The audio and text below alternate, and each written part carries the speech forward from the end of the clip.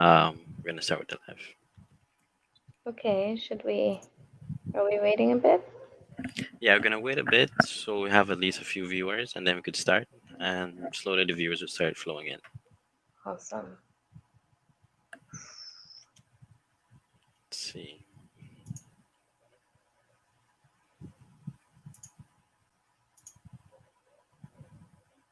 Make sure to share the event. Oh, yes, that's right. That we're We're doing live. that. We're live.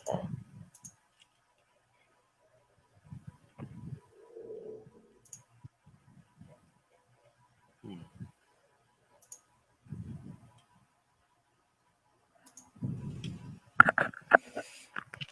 Good night, everyone. We're just waiting to get a few more views, and then we'll start with the presentation.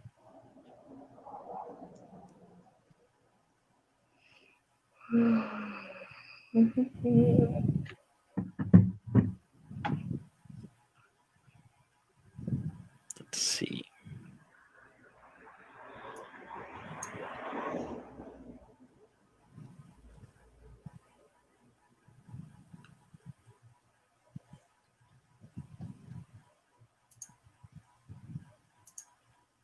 Hmm.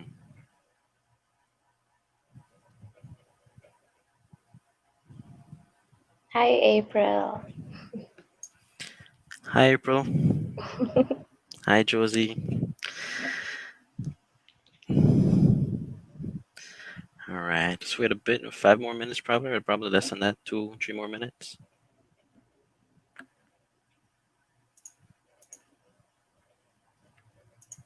Let me just post it up quick that we're live.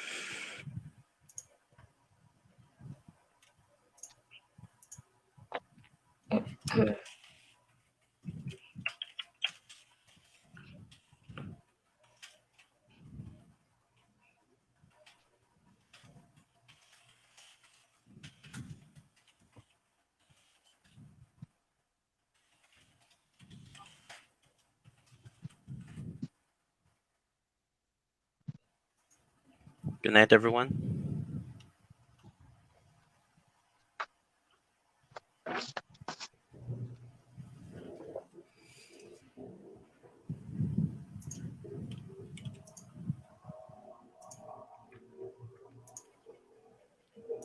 Okay.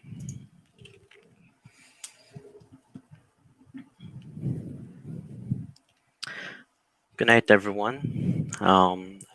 Welcome to our January's installment of our discussions on mental health, mental wellness. This month, we will be talking about goal setting for 2021 as a professional and for your business as well. Now, what a year last year was, 2020. It was new for all of us, it was impactful for all of us, and a lot of us had to adapt. And it was also an opportunity for us to learn and grow wherever you are, and whatever you're feeling right now from last year is actually valid. Now, as we turn the page onto this new year, this is a perfect time to pause, reflect on the year that we're coming into, and the year and 2020 as well, and to also set realistic goals for 2021. Now, today we have our special guest, Miss Melanie Escalante. She's a certified vision and strategic coach who works with entrepreneurs, business leaders, and individuals to clarify their vision, goals, and objectives. She supports her clients to develop vision, specific strategies, action plans, and accountability structures that ensure results. Melanie specializes in vision mapping and business culture alignment strategies. Now, her background is 22 years of management experience in the fields of administration, corporate governance, and human resources. Welcome, everyone. And our format for today, for tonight, will be a 15 to 20-minute presentation on goal setting for 2021. We'll talk about the biology behind it, and then we'll talk about the real goal setting, um, different strategies and steps and tips how to set your goals for 2021. So, welcome everyone. Good night. Okay, now let's start with the presentation. Okay, Just good give me night, one everyone. second to start it. Marco. Right, sure.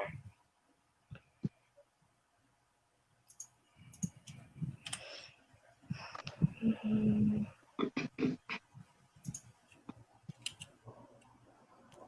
Okay, let me see. Let's start with our topic of goal setting for 2021. This is the perfect month for it. Everyone has new goals, resolutions, new ideas. Everyone's motivated in January.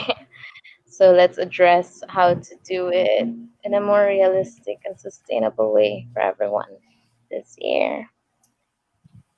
And we can go to our second side. Okay. Let's discuss the habit loop. The habit loop is a neurological loop that governs any habit, really. As you can see, it consists of three elements: a cue, a routine, and a reward. And understanding these elements can help us understand how to change a habit or form better ones for ourselves. Now, how does this work? What is this thing in front of me on my screen? The habit loop starts at a cue. Now, many people think a cue has to be like a tangible thing, or but no, a cue can be, yes, it can be sensory. You can smell some fried chicken and say, boy, really the crave some chicken tonight.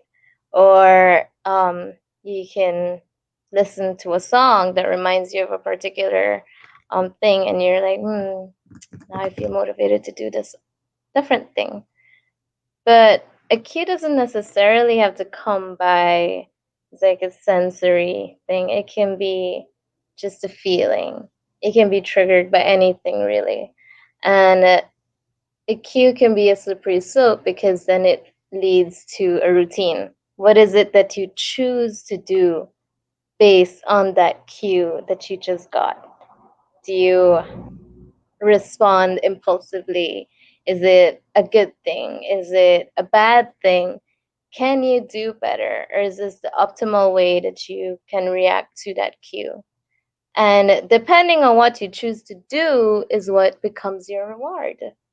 So you can choose super simple, basic example for us to begin tonight is again the fried chicken example. You smell the chicken, you want some chicken tonight, but you also kind of want to get abs for this summer. What do you choose to do? Do you eat the chicken? Is the chicken your reward today? Or is your reward that you continue to abstain from junk food in order to gain a different reward? So, why is it that we want to change certain behaviors or change certain habits at the beginning of every year? Why do we feel that way? Many times it's because we know that to be our most optimal person or to reach our full potential requires a lot of work, and many times that work is just not following our impulses um, because they're not always in our favor in the long run, which leads me to our third slide tonight. Let's talk a little bit about the marshmallow experiment. Let's discuss a bit about instant versus delayed gratification. This is how the marshmallow experiment works. And I was made aware by a friend today that this became a challenge last year. Many people in Belize and even I think a lot of celebrities at the US were doing this challenge with their children. The marshmallow experiment goes like this: you leave a a single marshmallow in front of a child and you tell them, don't touch it. If you don't touch it, you can have a second marshmallow in a half an hour. I'll be right back.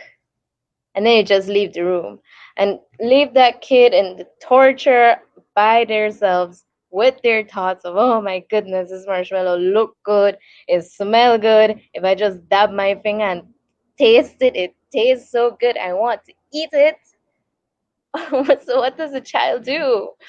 Do they have two options? You can eat this marshmallow and enjoy all that this marshmallow is right now, and you get a single marshmallow, or you can wait for delayed gratification. Just wait half an hour. Just don't eat that marshmallow for half an hour, and you get two marshmallows instead of only one. Many times, as adults, we function just like kids.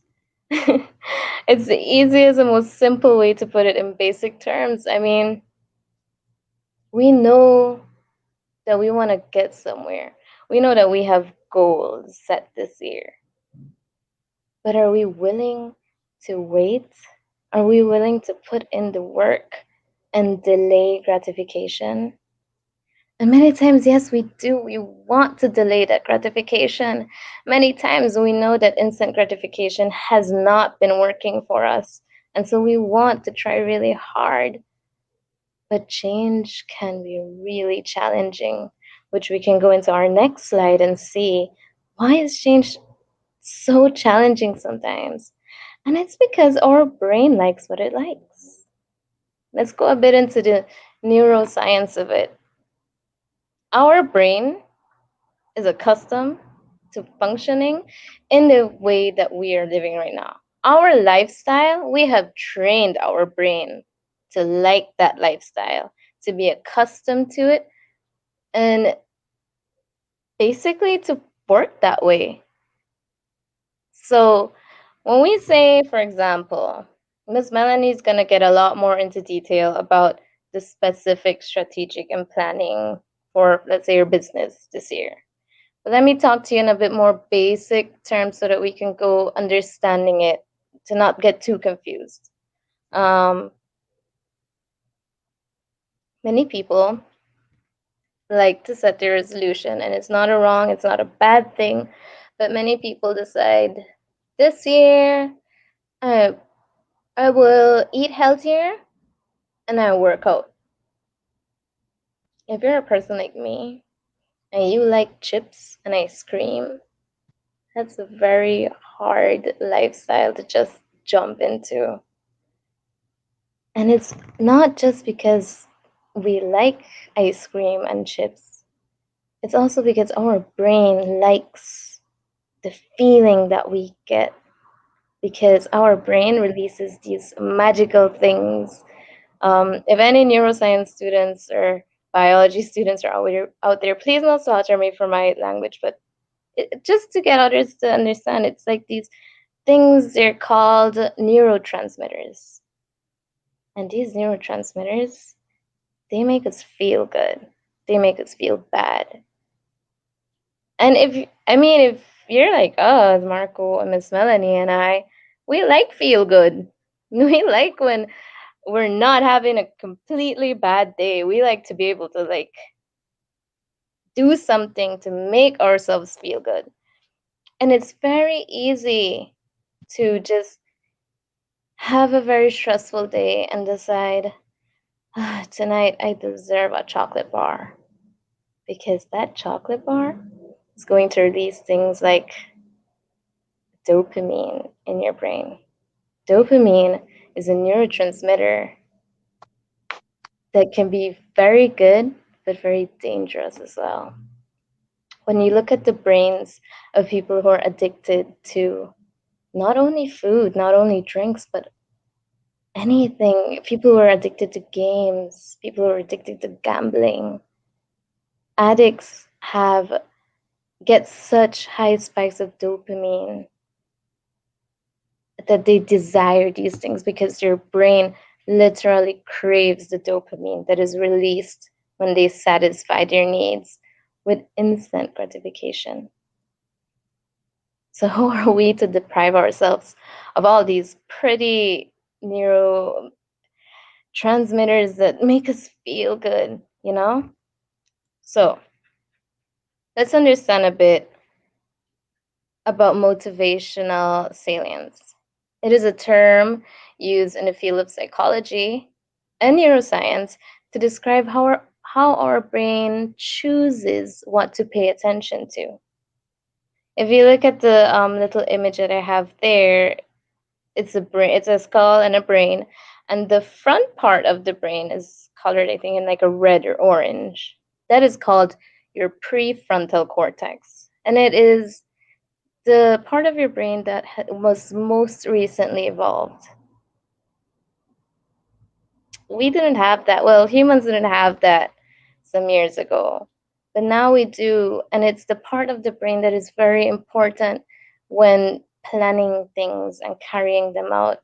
The prefrontal cortex is good for planning and execution, for delaying gratification. It is what helps us to structure things and make a plan and carry it out. But it is also the part that can make us very impulsive if we don't have much self control. Now,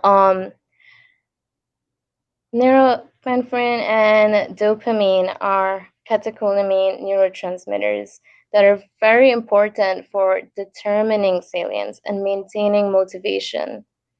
And if you have very low amounts of these and you try to change your entire lifestyle, it's going to be very difficult. And it's not your fault, because it is a challenge and you need to train your brain basically. You gotta go back and say, hey, okay, wait, no, no, eat that chicken, feel good after it. Just wait. And it takes some time before you really get into it. It can take months and years to really learn a new habit or to get into a different type of lifestyle because of the way that our brain is structured. And that's why they tell us, and many times in our culture, we hear people telling us, when you raise your picnic, these are very important things to teach them to have self control, to not be too impulsive. Don't give them everything they want. You have to teach them and train them to be able to live to their full potential because you are literally developing their brain in a way that it will be when they become adults. You are carving their brain to see how easy or how challenging it will be for them when they grow up and they decide, I don't really like this lifestyle. I want to change it a bit. But how easily can I do that if there's not much cognitive flexibility for me? If we go to the other side, we can talk about now the transtheoretical model, which is the stages of change. It's important to understand that many things in psychology aren't just a straight road. Grief isn't a straight road. Happiness isn't a straight road. Success isn't a straight road. Everything in your mind, in your brain, and psychology is like a roller coaster ride, to be honest. There's ups and downs, there's really good days, really bad days, and you just gotta keep going. You just gotta keep trying and doing your best until you can really teach your brain to do what you want it to do. And even then, it can be a challenge. So the stages of change begins with pre-contemplation, which is that moment when you start think, I need to save more money. But you don't really, you're not very serious about it. You're just thinking about it. Like, I feel broke, I need to save a little bit more. But you don't really have a plan, you know? And then you go into contemplation in which you're like, okay, I have to like think about this because this lifestyle what I carry right now, it's just not cutting it for me. And I want something different. So people are intending to start a healthy habit or behavior in the foreseeable future. more or less within the next 6 months, right? So people are recognizing that their behavior or their lifestyle may not be favorable or might be problematic. And so they're beginning to be more thoughtful and practical. They have practical consideration of the pros and cons of changing their behavior. So, what is it that I want? I have to be a bit more serious about it. Then there's a stage called preparation, which is, or determination, which is a stage in which people are ready to take action within the next 30 days. So people start to take small steps towards the behavior changes, and they believe that changing their behavior can lead to a healthier lifestyle. Okay, today I don't get fries. I get a salad with my chicken. Today I don't get fried chicken. Today I get grilled chicken. So you start taking small steps towards a different lifestyle or habits that you want to achieve. And many times people fall back and go all the way back into pre contemplation. And that's all right. That's normal. Okay. It is challenging. It's okay to like eat grilled chicken today and then tomorrow be like, but I just like decided to crave something else. That's fine. Be gentle with yourself. If you're not ready, that's okay. And then just jump back into it. So the other stage would be action. And this stage, people have recently changed their behavior within the last 6 months. And they intend to keep moving forward with the change in behavior that they've done. Um, People may exhibit this by modifying their problem behavior or acquiring a new healthy behavior. So even here, you can have a relapse and just go back to pre-contemplation. Again, it's fine if you see like in this little chart that I have over there. It's like exit and re-enter at any stage. You can like fall out of action and then you come back to determination instantly. It's okay. Just keep going.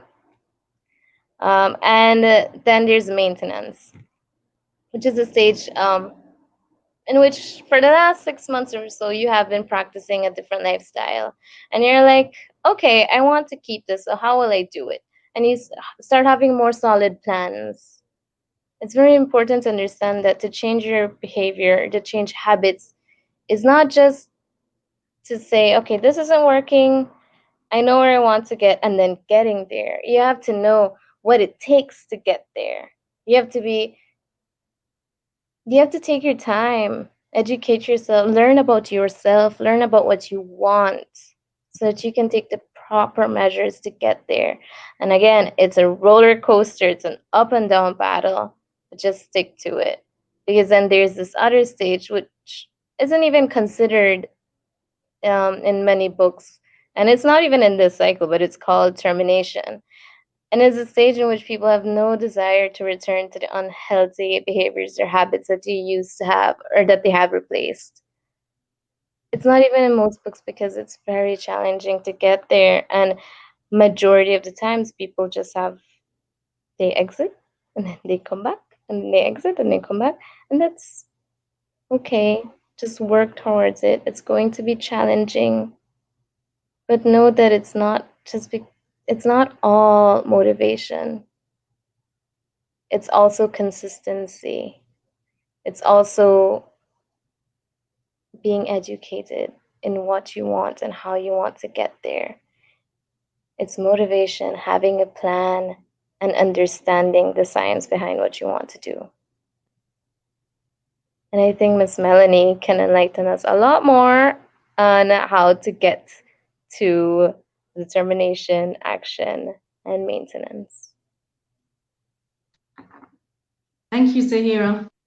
Um, wow, what a great place to start, because training our minds is so important and habits do get in the way.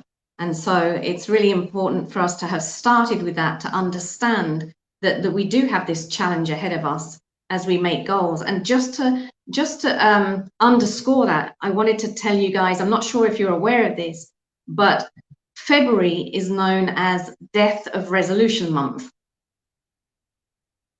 And from what you've just shared, it makes a lot of sense that February is Death of Resolution Month.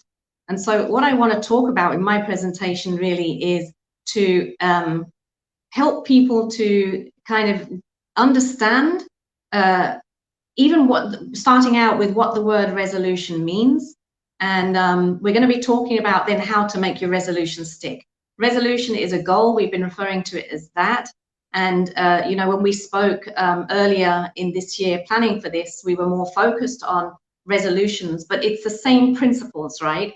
And we want to also kind of dovetail this then into the business aspect of things, that a resolution is also a vision. In a sense, we're talking about goals, and they can be goals on the lower level, or they could be at the higher level of vision, right? What's your vision for your life? What's your vision for your business? And so the principles that I'm about to outline are pretty much the same, whether we're talking about large scale vision or a specific goal for a specific purpose at this point. So we could go to the next slide, Marco, just to then underscore that definition of resolution. What is a resolution? It's a firm decision to do or not to do something. It's the quality of being determined or resolute. And so a resolute person is a purposeful person, a determined person, someone who wants to do something very much and won't let anything get in the way. And so, you know, it's great that we've had the warning up front that habits do get in the way, right? And so we have to acknowledge that if we are going to succeed with the goal that we set for ourselves, with the vision that we set for ourselves, that we need to be resolute. So making a resolution is in and of itself is not enough to get you there, and you've clearly outlined that. And so we want to talk about how to set yourself up for success and how to condition your mind, begin conditioning your mind, train your mind to get to where you want to go. So if we can go to the next slide, Marco. We're going to be looking at 6 steps to set yourself up for success. And so first of all, we want to get really clear on what the goal is, what the vision is for the business. In this case of resolutions, we'll be talking about a specific goal, and we're saying define it in detail. Just spend time with it to ask yourself, is it something I really want? Like, do I really want the fried chicken, or do I really want to be at my most healthy and fittest, you know? So visualize it then, as you spend time with it, visualize it as done, you know? So what are you going to look like when you're at your fittest? You know, what clothes are you going to be wearing? How are you going to be feeling then when you're slimmer, more energetic, looking your best self? You know, spend time with that. It's really important to do that, to kind of internalize what it is that's going to pull you forward. It's a way of making it, we like to commonly refer to the word compelling. In other words, that you're obliged to do something. But there's another word that's less commonly used, and that's impelling. And impelling is coming from within, and it's drawing you out towards it. And so we spend the time really clarifying what we want and visualizing what we want, and visualizing it as it is done, what it looks like, so that we are pulled towards it. So, you know, things that people talk about at resolution time, you know, is the losing weight, it's maybe being a better partner, a better wife, a better husband. So spend the time. What does that look like? You know, are you listening more? Are you encouraging your partner more? Are you finding new ways to support them? You know, how does your relationship look then when you're a better partner? Other things might be, you know, to get promoted, and to get promoted, well, who do you need to be then? You know, what new skills do you need to have? What attitudes will you be bringing? How do you add more value, and what does it look like when you're adding more value, so that people are looking at you and saying, you're the right one for the job, we want you in this higher position, you know? So just kind of see yourself in that space. If it's financial goals, financial freedom, you know, how much do you need to save? How are you going to feel when you've gained the kind of savings that you want to have, and you're able to pay your bills on time.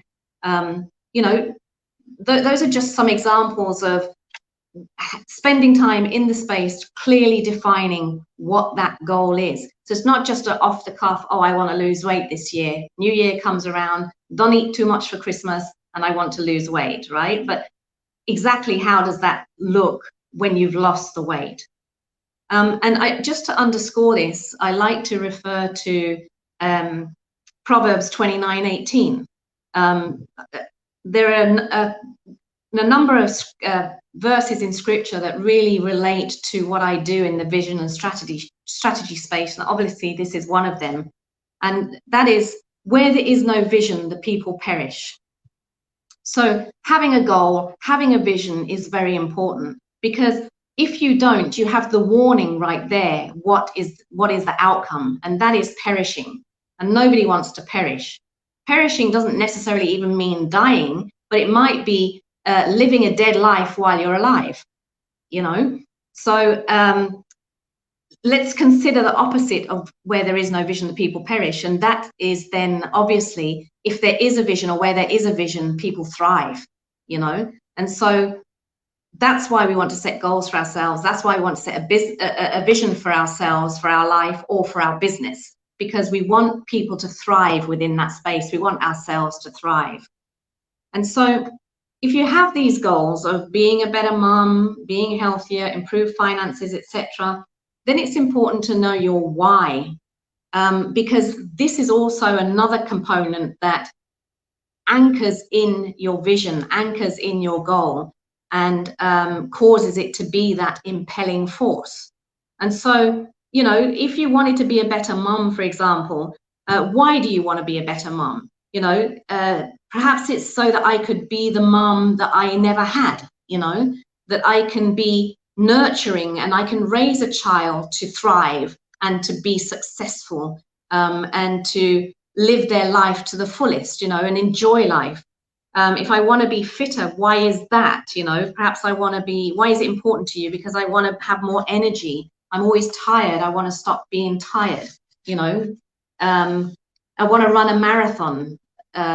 Maybe it's because I want to extend my life. I want to have a longevity in life, and I want to be fit to do that. So I want to live into my 80s and 90s, you know.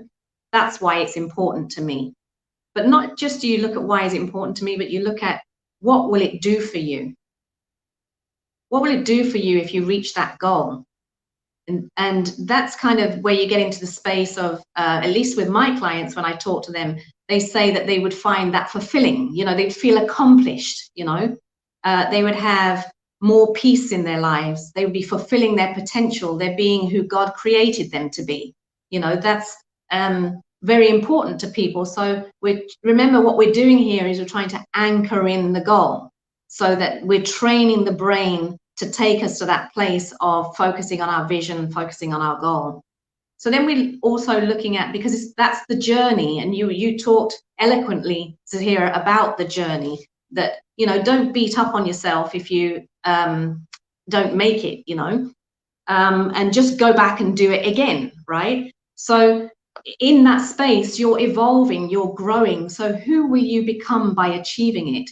You know, I'll become a person of my word. I'll be somebody known for being able to be depended on. I can rely on myself to do what I say that I'm going to do. You know, I won't be a burden to my other family members. You know, I'll get that high energy that I'm looking for, so that I can do other things in life more than just this goal, you know. And also, to anchor it in, we want to look at what if you don't achieve it? What if you don't do it?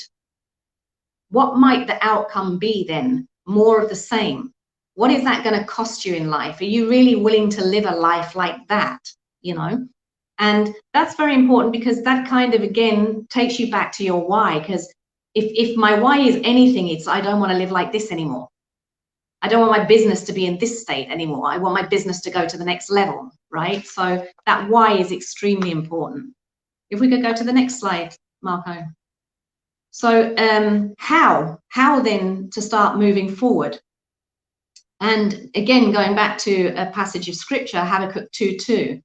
In Habakkuk 2:2, we're told, write the vision down. make it plain so that he who sees it can run. So going back to that idea of the two things that I've discussed already, that is taking you through that process of making it plain, right? Really spending time with it. What does it look like when it's done? Why do I want it? Write those things down. Why? So that you can run towards it, you know? And in the business space, in terms of your vision, you want to get your team on board. You want your team to know where they're going. People are more motivated to work towards something that's a clear goal for them to reach, right? So it's very important to write it down and make it plain, make it simple so that you can run with it. And that also then leads us into the other part of making it plain, which is actually making a plan, right? So the third step to your success is making a plan. What does that mean? That means deadlines and milestones. What are you going to do by when? You know, get those things written down, put them on the calendar, have the calendar remind you, put your auto reminders, you know, put them as SMART goals. If anybody's familiar with the acronym SMART, it's specific, it's measurable, it's attainable, it's relevant, and it's time bound.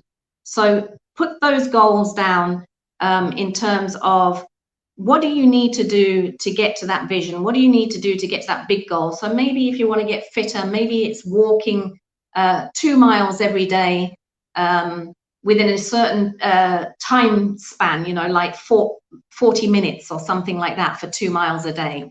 And that's one of the things that I'm going to do to lose weight and to get fitter.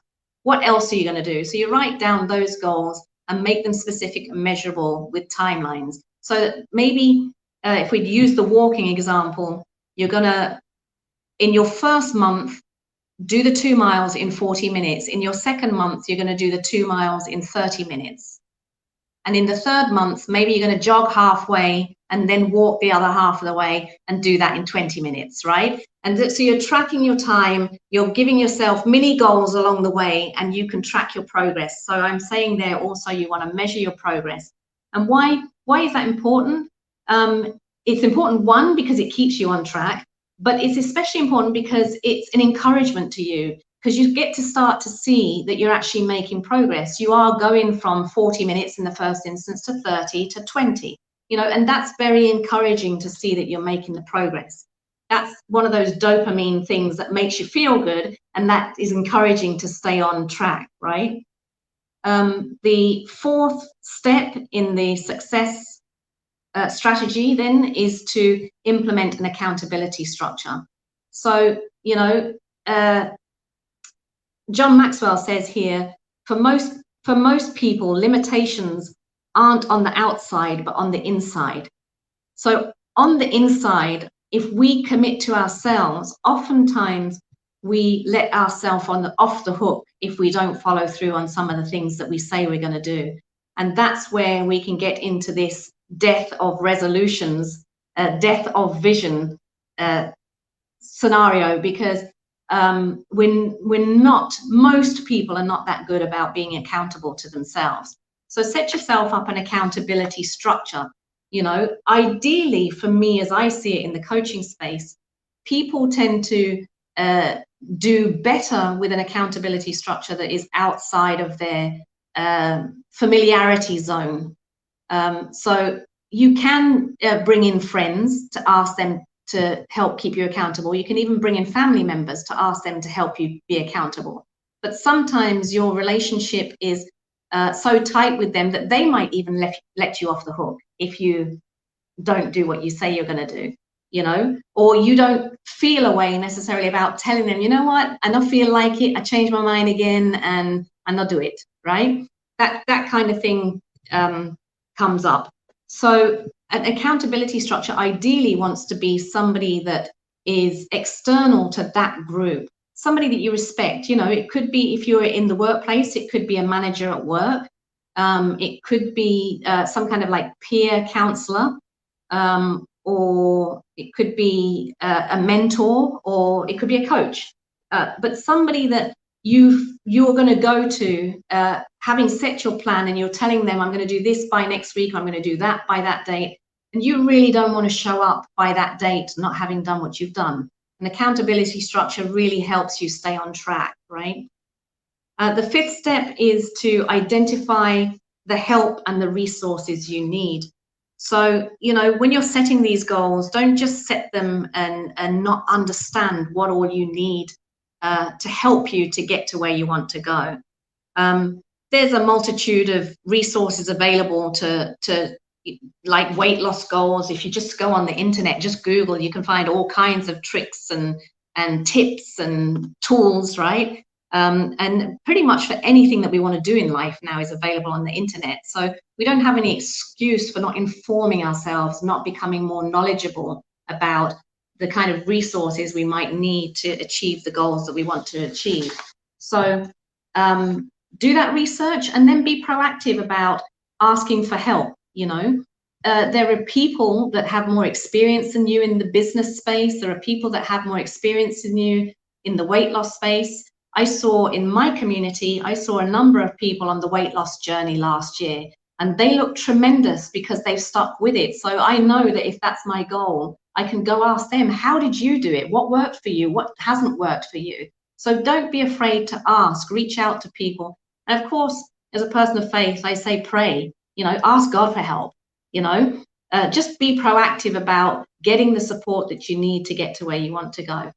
And the final step in the success steps is to take action. Action creates certainty and it builds confidence. You know, action is the only way to achieve the goal.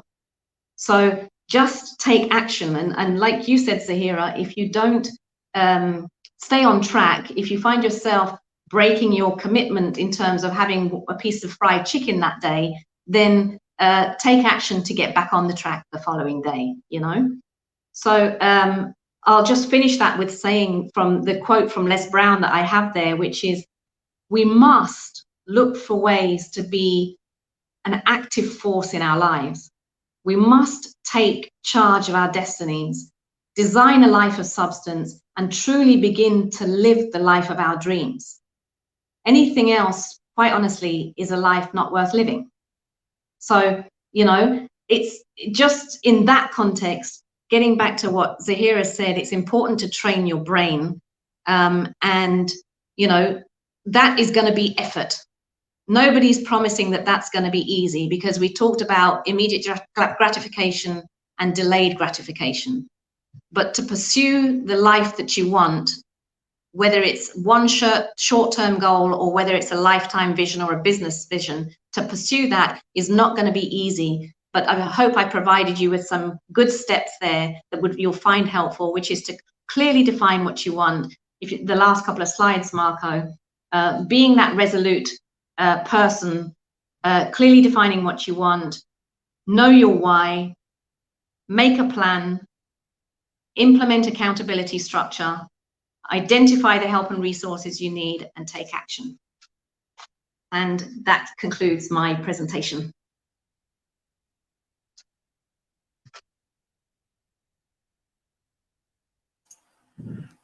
Thank you for that very insightful presentation, Ms. Melanie and Zahira.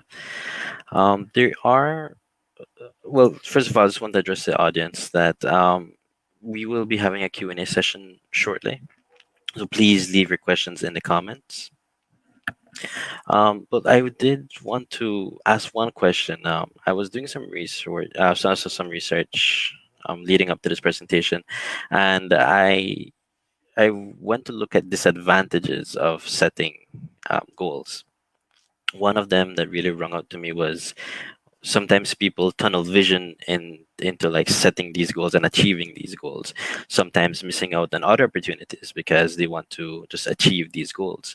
Now, how can you really avoid that?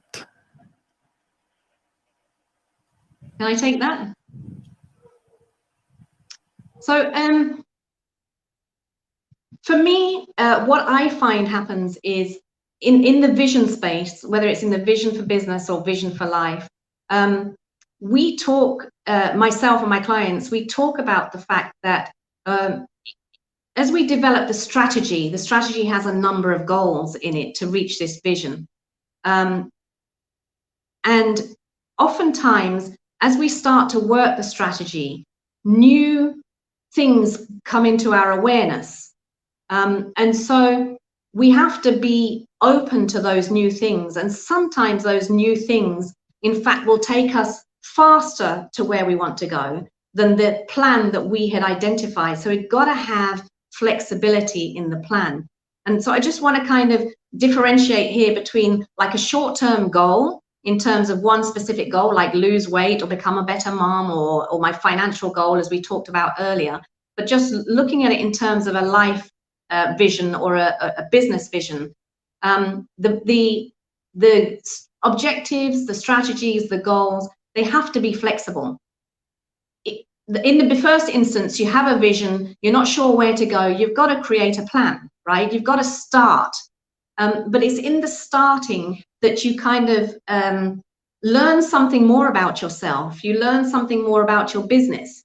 And in that space of learning something more, you start to even see differently. Your perspective changes. And so in the different perspective, you're able to then see other opportunities that you hadn't seen before. And so that kind of allows you that space to not have the tunnel vision, but to recognize that a strategy, goals and objectives in order to get to your vision will evolve over time, and to be flexible about that. And also, though, I want to add to that, that when I work with people, I work with them to focus on, let's say, anything from 1 to 3 years, maybe 5 at the most years in advance. And why do I say that? Because the same thing. Today, the person I am at my stage in life today is not the same person I was 10 years ago. So I see life a lot different today than I did 10 years ago. So my vision could never be the same as it was when I was 10 years younger, right? And so you've got to have that kind of flexibility, but you've also got to be resolute about your vision in the first instance, so that you can move from where you are to the next level and kind of have tunnel vision about getting to that next level, so that you do become, remember we talked earlier about it's the journey about who you're becoming, so that you do become this other person that is now more insightful and more knowledgeable and has more skill or whatever, and then you see differently and you can create another vision going forward. Excellent, Miss Melanie. I agree with everything that you just said. And I would like to add, Marco, that well, when I first heard your question, the first thing that came to my mind was many times we are impulsive even with our goal setting. Many times people say, my goal is to be rich this year. I want to get loaded. I want to have all that money. But we don't really sit down to introspect on things like, why don't I have enough money right now? What is enough money for us?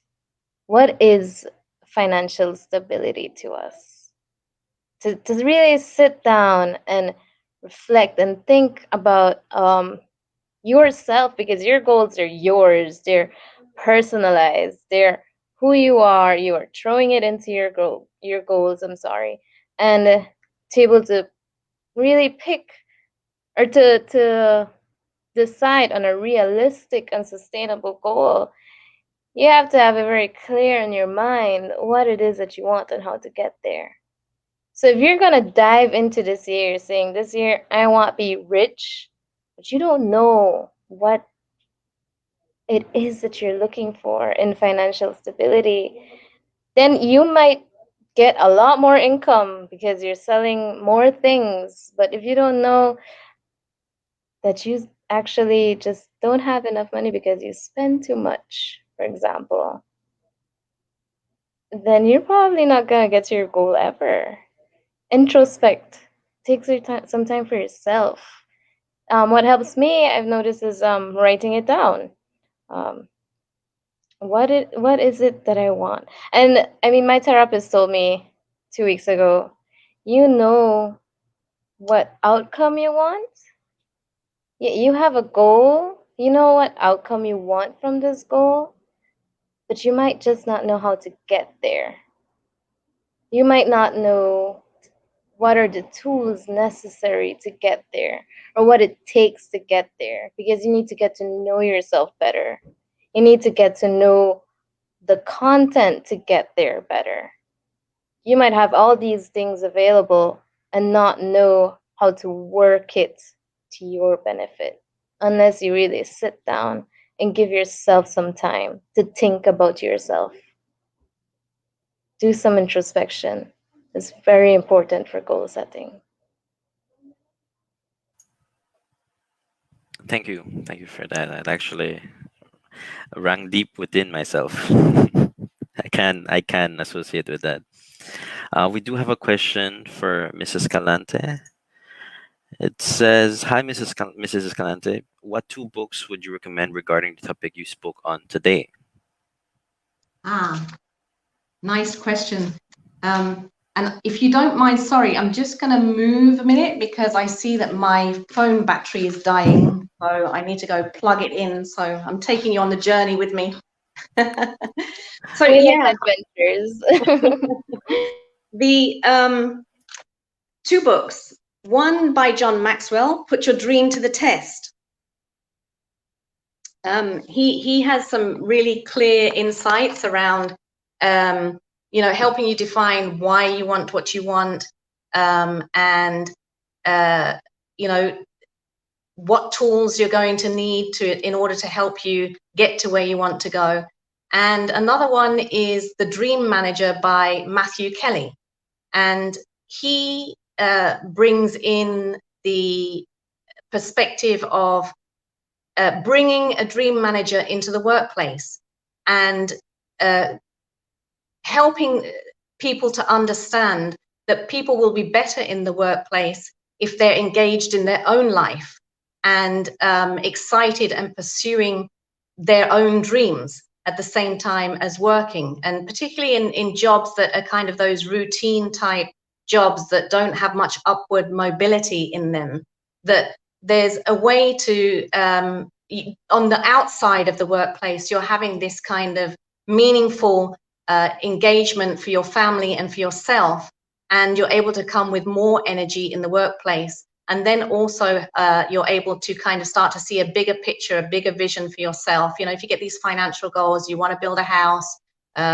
you want to go back to school, you want to help your children go to school, whatever those things are. As you get to start to achieve those goals, then you can see more hope for yourself and start to create a different kind of future for yourself as well.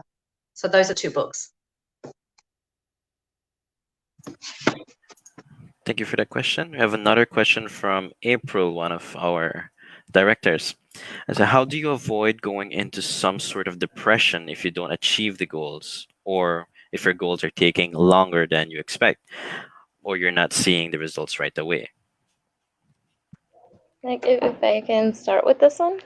Um, well, I think it's important to take into consideration what I presented on, which is it is very normal to fall off track. Everything in evolving as a person, in self-care, in um, personal growth, it's a roller coaster. People think about personal growth, they think about setting goals and reaching them as it being, well, if you are determined, if you are motivated, it will be a straight road for you. But that's a lie. It's a lie, and it's unrealistic to expect that of yourself and anyone, really. You can crave something really badly and struggle to get there. I hope it gives you some comfort to know that it's not only you, it's you and your brain. And to add to that, I mean, that might not bring comfort to many people. And it's important to know that depression, it's real. It shouldn't be as taboo as it is. Because, yes, we hear people saying depression, depression, haha, I feel depressed. But it's a lot more serious and not as serious as we take it to be. People, and we were just talking about this the other day, Miss Melanie and Marco, that many times people hear depression or they think things like, I feel like I'm falling in depression or I am living in depression, and they take it as a life sentence to, this is it, man, I fell into depression, there is no getting out of here. Whereas that's not true either. Even that can be a roller coaster. And it's okay if you feel like things are getting too overwhelming. If you set a goal that it might be, you might not be ready for yet, that's all right. Pre contemplation is a stage, and you should take your time to get to preparation. You know, it's not, you're not in a competition with anyone. No one should be pressuring you to get rich this year, to lose 50 pounds this year.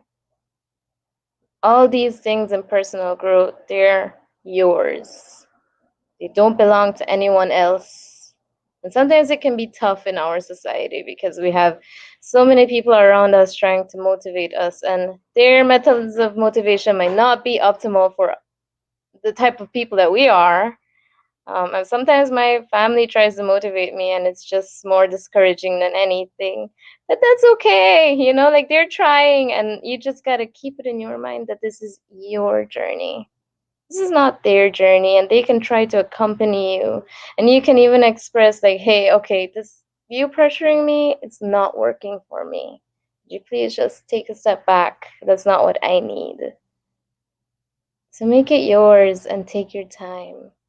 There's no pressure. It is better for you to take a few more months to stay in pre-contemplation, to be better prepared, to gain the tools that you need for this journey, as opposed to just jump into it.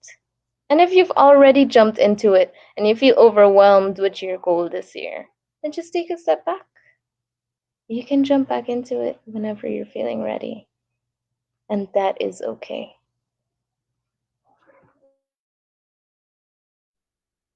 Yeah, I would just like to add then, Zahira, if I could, grace, give yourself grace. And grace, in a sense, is also space, as you're saying. Take a step back, give yourself some grace to, uh, just acknowledge that you're not feeling your strongest, and, come back at it when you're feeling a little bit stronger. But something that we haven't touched on, Zahira, that I think is really important, and you being the scientist can maybe speak more to it than myself, but it's the physiology side of things, that to do the things that we want to do, we need energy, and there are different ways of getting our energy up. And I just want to touch on that in terms of exercise, but not putting it in the form, because sometimes exercise, the word in itself can have a heavy weight around it, especially if we're not somebody that engages much in exercise. But to get our energy up, we can do different things that give us that same kind of response that intense exercise routine might. If we could just kind of relax a little bit, and maybe even go back to like the inner child. You think back to the days when you're a child, and if it was raining, you used to love to go out and try and go play in the rain. And as an adult, you're like, don't get wet, and I'm not going out, it's raining. So if we can bring back some of that inner child, you think about when you were young, you used to like to kind of just from one end of the house to the other, maybe run or skip or jump and sing a song or something like that.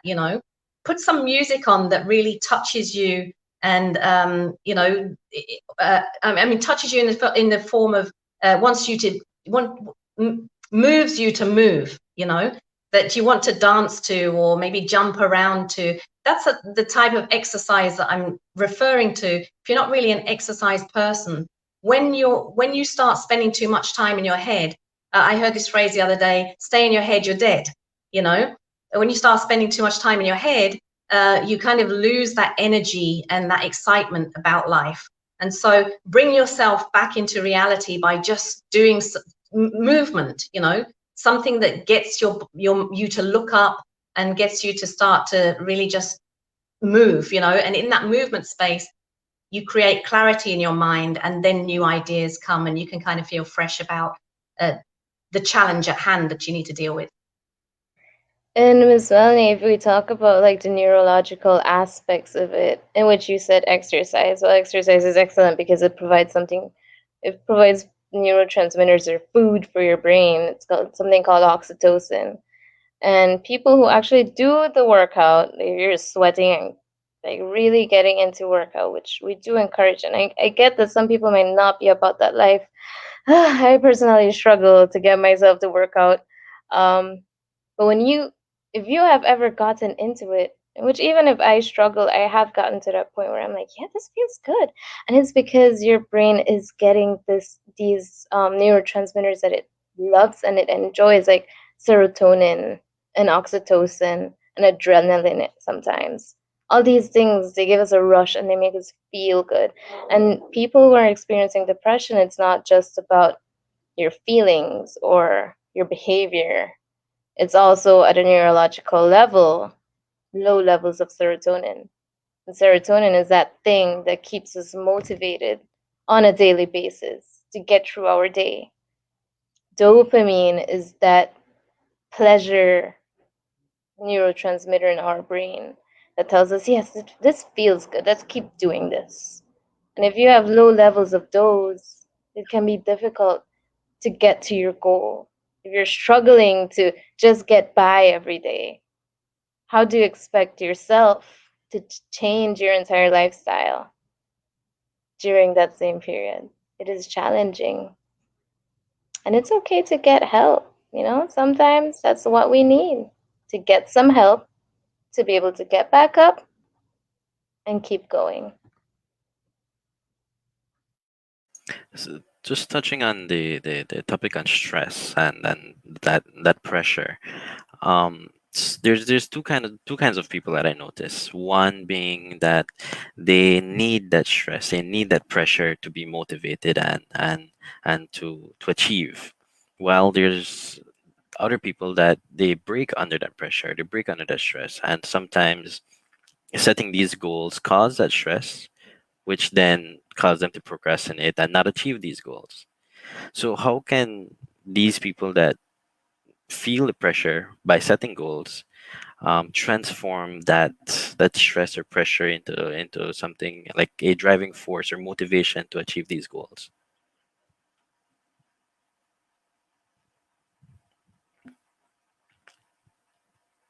Okay, Um, let me go first.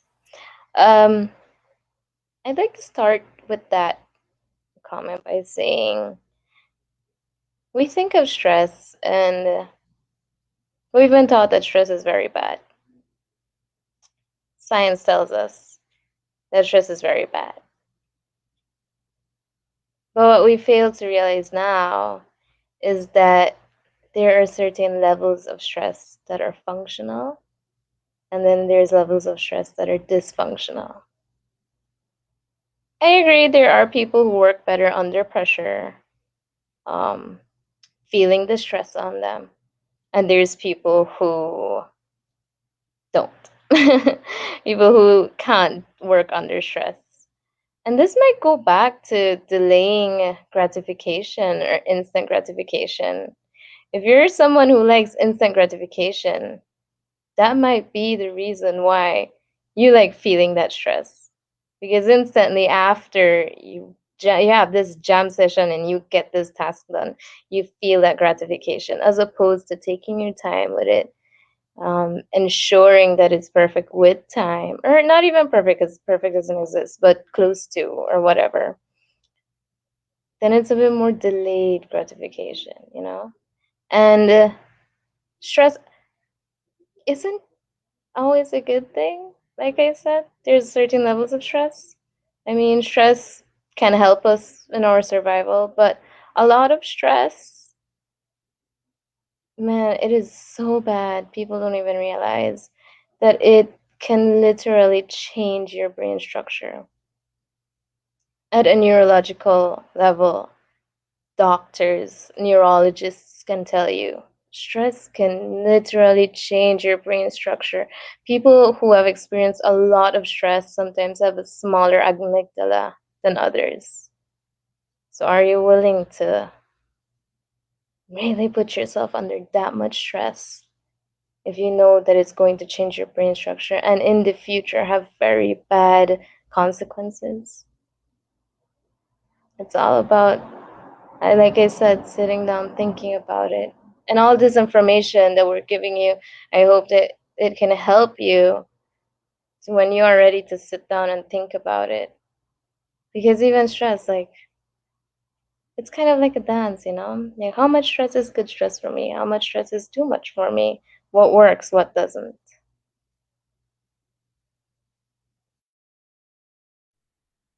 Yeah, just quickly, I just to reaffirm what Zahira said earlier, in an earlier statement about nothing wrong with asking for help.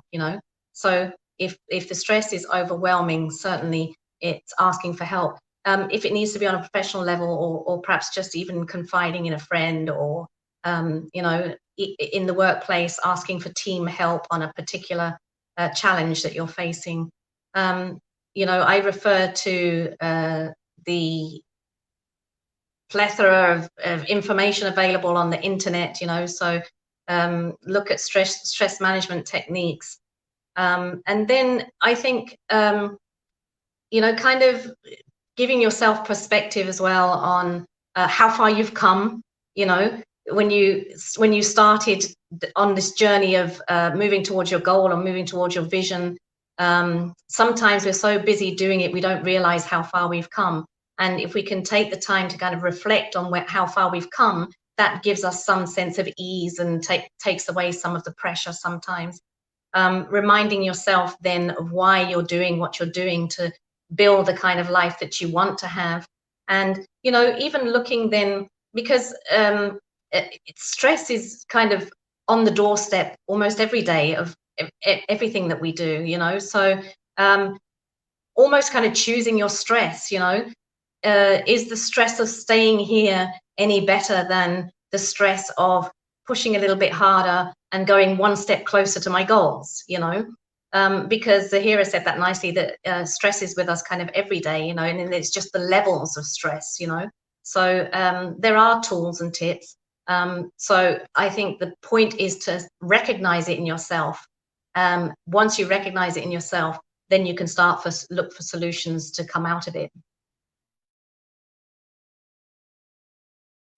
Okay, perfect. Because I do relate with that a lot. I'm the type of person that I do need that pressure, or else I will be procrastinating. I do need that pressure to achieve my goals and all of that. I know there's other people that really just they can't have that pressure, or else they crack, or they are just setting these goals will cause them to procrastinate. And like you mentioned, yes, and comment we have here, yes, the first step is awareness, and it's actually realizing that you do have this pressure, the stress, and transform that and change your perspective, like you mentioned, and use that, transform that into a driving force. Okay, do we have any other questions in the comments? Anybody want to ask any last questions?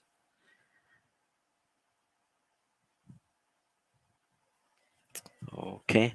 I just want to mention in the meantime that to the audience that if you aren't following the page, Heritage Education Network Belize, please follow. Please give us a like on the live. We do this mental health or mental wellness discussion every month. This month, of course, we're doing this one, and for the following month, not exactly sure what we will be doing yet, but we'll be posting the information very soon. We have good content, guys. Give us a like. Follow us on Instagram. Yeah, follow us on Facebook, Instagram, and we do have a YouTube page as well. Same name, Heritage Education Network Belize. It doesn't seem. Okay, we have a comment from John Arana. He mentioned that he wanted to hear a bit about grit. Um, you want to, John, you want to maybe elaborate on that? What about greater? I don't know if Miss Melanie, you want to touch on that? Well, I think as I see it, grit is stick to itness, Yeah. don't give up. And I think you kind of touched on that when you talked about the um, blinders on as it relates to Yeah. focusing just on the one thing, you know. But uh,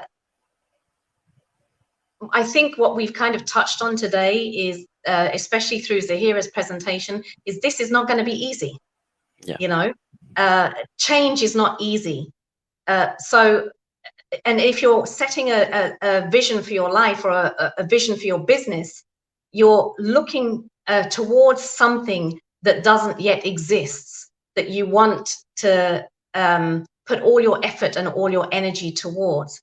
And so for me, I'd go back to, and I don't want to repeat myself, but some of those things I brought through in the presentation that are going to help you sustain the level of determination, the level of grit, that when you get uh, knocked sideways by some unexpected life event or some unexpected thing that happens in your business. You know, let's say if you're in partners in the business and then your business partner wipes out the bank account and disappears and you're left with all the bills or whatever. How do you, that's intense, isn't it?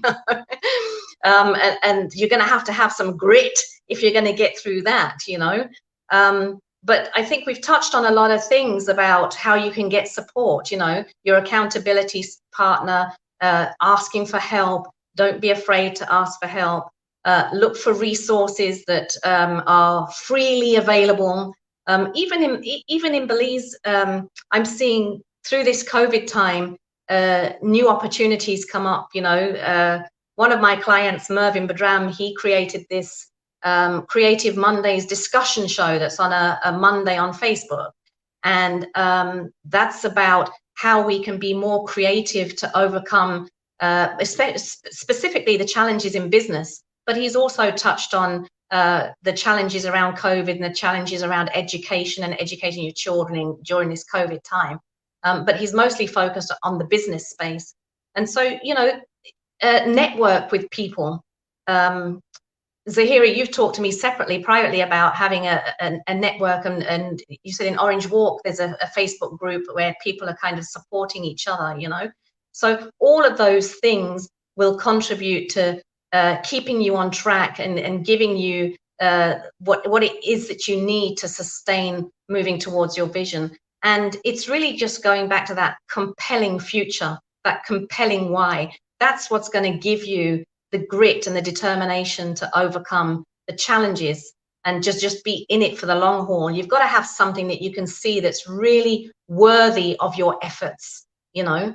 And that's where, when you get into that why, and you get into that creating a change and using your life for impact, that you'll have the ability to remain on course and have the grit and determination to get through. That's how I see it.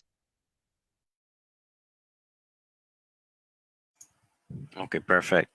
Now we will end off the live with that. I think we covered a lot of great topics. Very insightful. Personally, I do feel a bit motivated. Um, in fact, this weekend I already set aside a couple hours to just write down my goals for the year. So I will be doing that this weekend. Now, Miss Melanie, now I'll give you the floor again. I just want you to tell us where we can find you on social media. If you want to mention your website or anything you're offering right now, you have the floor right now. Thanks very much. So yeah, I do have a website, coachingwithmelanie.com. So that's not difficult to remember.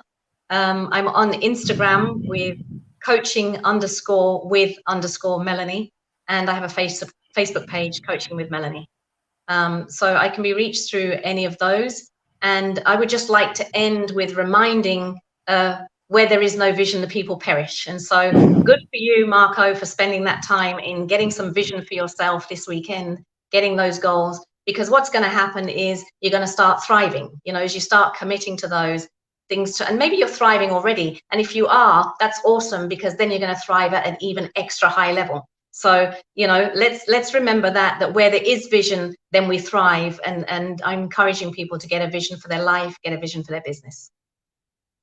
Okay, great. And thank you everyone for tuning in. Thank you as well to my co-host, is Zahir Lozano. And want to wish everyone a great night and a great weekend as well. Thank you everyone for tuning in. Thank you. Thank you, everyone. Have a good night. Thank you, Miss Bye. Good night. Melanie, for You're joining us. welcome. And Thank you for having Marco. me. Always such a good co-host, Marco. You as Thank well. you, guys. Thank you. Good night. Have a nice Bye bye. weekend. Bye bye.